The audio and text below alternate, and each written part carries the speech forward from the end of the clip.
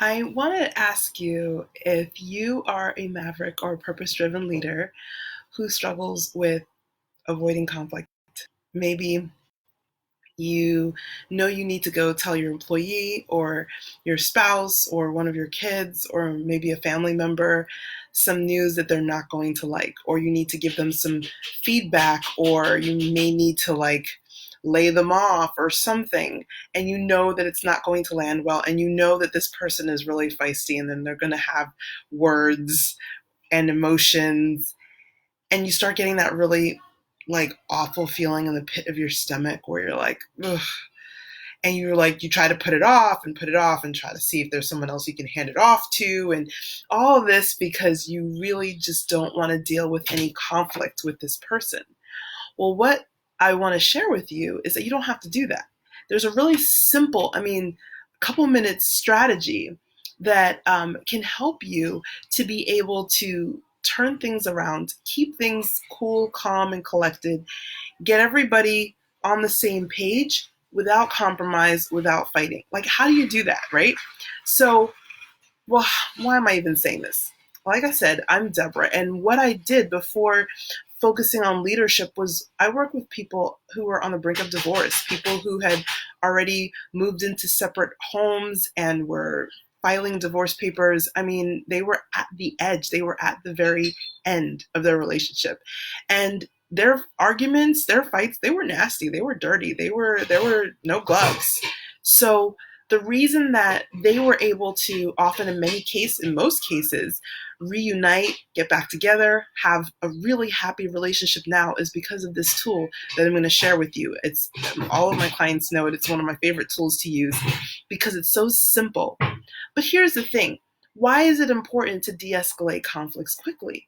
Why is it important to master knowing how to deal with conflicts? It's because conflict is a part of life. We're all different. And if we don't learn how to deal with some of these challenges, they're going to continue to create problems for us and impede the impact that we're able to make because we're always having these arguments with people, or we're having to separate ourselves, or people misunderstanding us because we never told our truth because we were worried about what might happen if we did.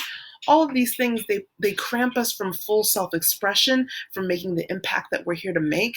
And plus, let's be real, the way of the future is AI. If you're still sitting back and worrying about who you are and who you want to, how you want to say things or how you want to present yourself, that's not really going to work.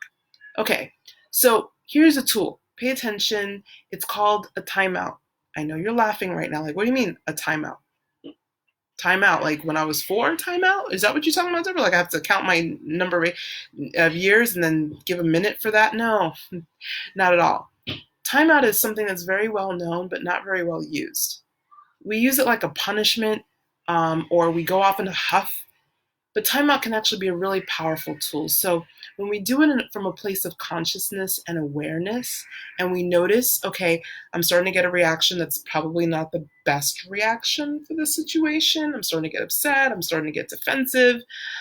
I'm going to take a timeout. I'm going to separate myself from the situation, not with any extra charge to it, just quickly remove myself from the situation.